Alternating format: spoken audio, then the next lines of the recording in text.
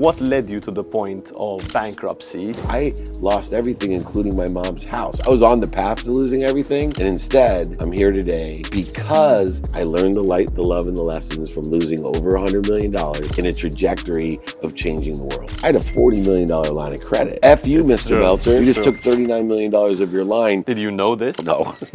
I hated my mom, I hated my dad, I hated my best friend, and I hated my wife. But I felt everyone else loved me. What's going on here? Why is that? If I didn't lose everything, I would have ended up dead. The more you give, the more you receive, which is true. But somebody didn't teach me the first part of it. The best piece of advice I can give you. So what was your journey of detaching your emotional side to the business, and how has that impacted your career, your life, your relationships? My entire emotional attachment was the money. Obviously, money plays a big part of business. I wanted to be rich to buy my mom a house, to buy my mom a car. And so if my bank account went up $100, I would be excited. If it went down 100, I'd be disappointed, even when I was worth over $100 million.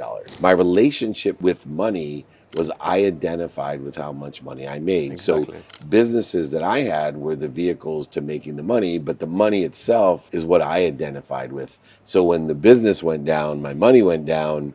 So I had two things to worry about on top of what you normally worry about or you are anxious about in life. And so by losing everything, I learned to attach my emotions to my day by learning from the past and aligning the lessons with where I want to be in the future or better, and changing my own self-image, notating that I know one thing about self-image: you will never overachieve your own self-image. And so if your self-image is attached, your emotions are attached to something that you don't have control over, like your business, like your bank account, you're in big trouble. And what was that turning period for you? What triggered it, and was the painful year, 2 years of having that realization, which maybe people have at different times in their life? And then what did you do after having the realization? Was it therapy? Was it discussing with people? What was it? Well, for me, my basement hit 2 years before I lost everything. I sat after my wife told me she was unhappy and leaving me, and I sat in bed the next morning full of hate. I hated my mom, I hated my dad, I hated my best friend, and I hated my wife. But I felt everyone else loved me. And I thought to myself, what's going on here? I love all these people, but they don't really love me. And the people that really love me, I hate. Why is that? Because they told me the truth. And the truth vibrates the fastest. And on that day, two things my wife told me after she said she was leaving me. She said, you better take stock in who you were and what you want to become, or you're going to end up dead. And then she said something that really hit home. She said, what if your mom, the one I love the most, what if she knew who you really were? Because my wife lived with me every day. She knew who I really was. And I kept thinking about it. I don't hate any of them. I hated myself. Yeah. And all the reasons I hated them was I hated myself, and they were telling me the truth about myself, where everyone else, there's this huge gap today. And I want to know all entrepreneurs to learn this, all my children to learn this. I know who I am today. I'm 55 years old.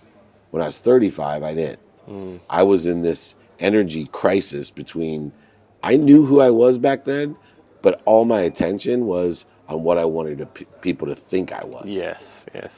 And that gap is a dangerous gap.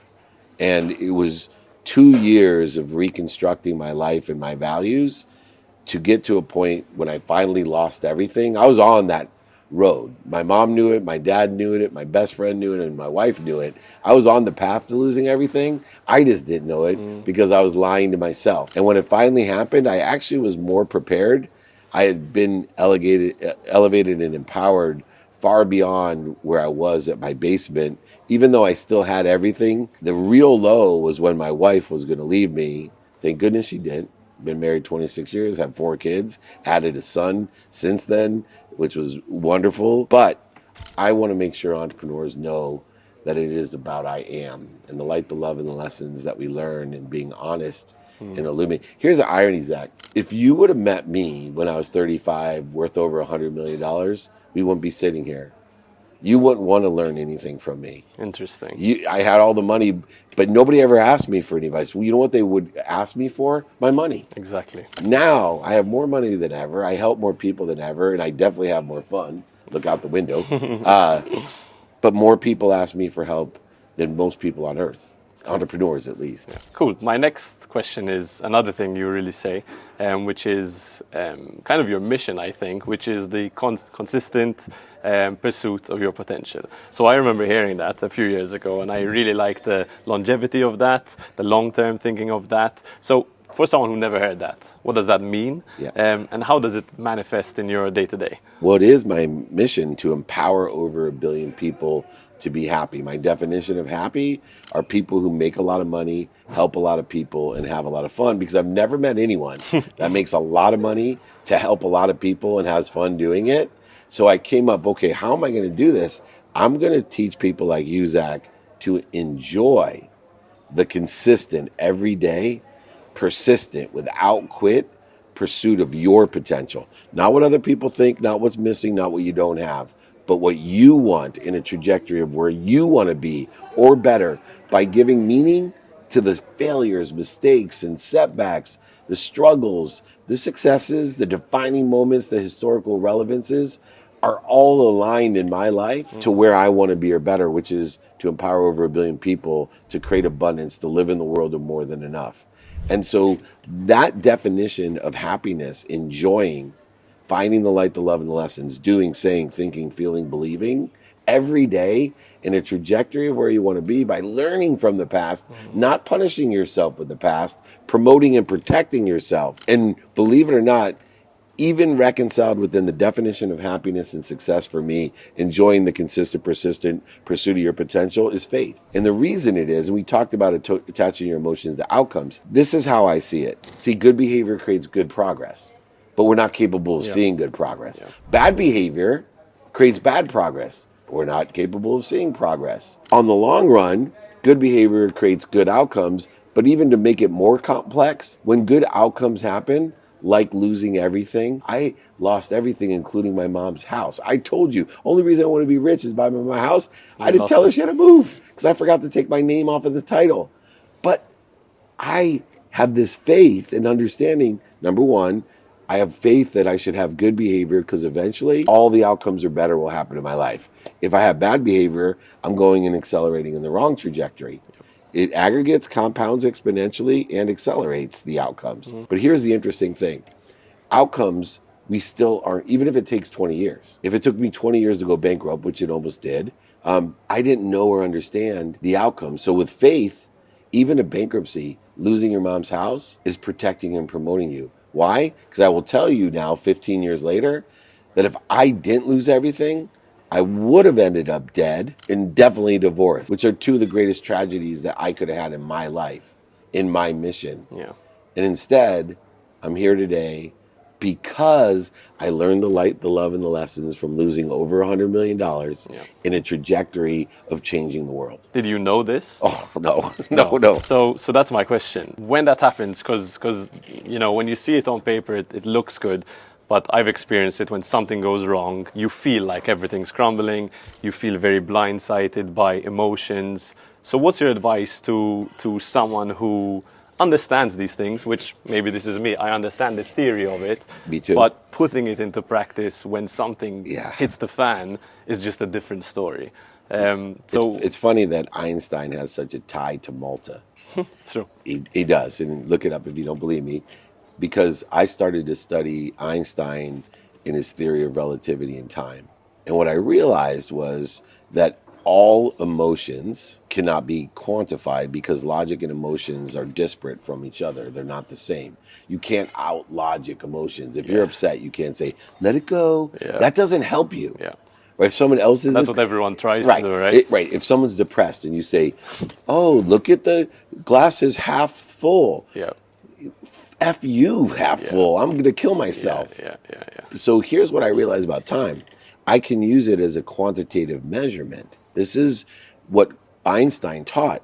So if something happens like losing everything, and I identify the fear that I'm not worthy, that I have a need to be right, I have a need to be superior. I have a need to be anxious, frustrated, angry, worried, guilty, resentful. I then can start identifying my fear as fear of a past, fear of something in the past, or fear of my future. Those are the only two types of fear. Yeah. I know humans and human nature react to fear with ego.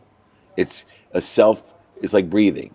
You don't have to think about it. It just you comes don't up. have to think about the ego evoking itself when you're afraid. So now I'm looking at what ego do I evoke when I'm afraid of losing everything and then lose everything. Amazing. Then I say to myself, okay, I'm going to shorten the amount of time that I feel shameful. I'm going to shorten it. So I felt, first day it happened, every waking minute I felt blame, shame, and justification. I need to be inferior, unworthy, all the egos, right? Yeah. But then when you can see it. Right. And so then so then tomorrow I'll say, you know what? I spent 16 hours in that way. Tomorrow I'm going to spend 15 hours and 59 minutes. Nice. And it's just a matter of minutes. It's a good way to see until I spend minutes and moments by practicing that. And then you get better at all the other fears. So ironically, this theory that people can understand, when you put into a quantitative measurement that we all share, the time a particle of light leaves the sun and hits the earth, called time, we all have 24 hours a day. If you get into the practice of shortening the amount of time that you're spending interfering with who you are, you're going to be more of who you are. So instead of being more happy, more healthy, more wealthy, more worthy, more worried, more angry, more anxious, more depressed, let's figure out what you're doing to interfere with it. Yeah. I am happy. I am healthy. I am wealthy. I am worthy.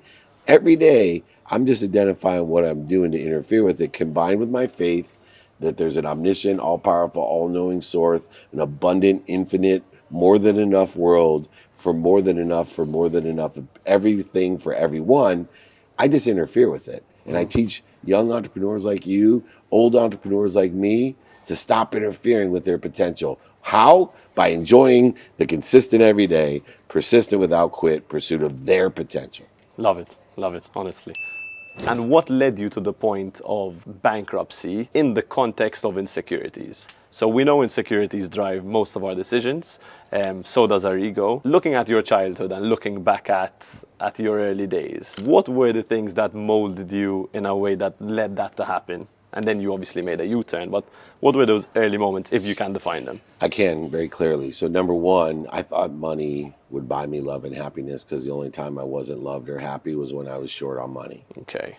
Two, I thought that humility came from giving. And I thought the more you give, the more you receive, which is true. But somebody didn't teach me the first part of it, which is the more you receive, the more you can give, the more you give, the more you receive.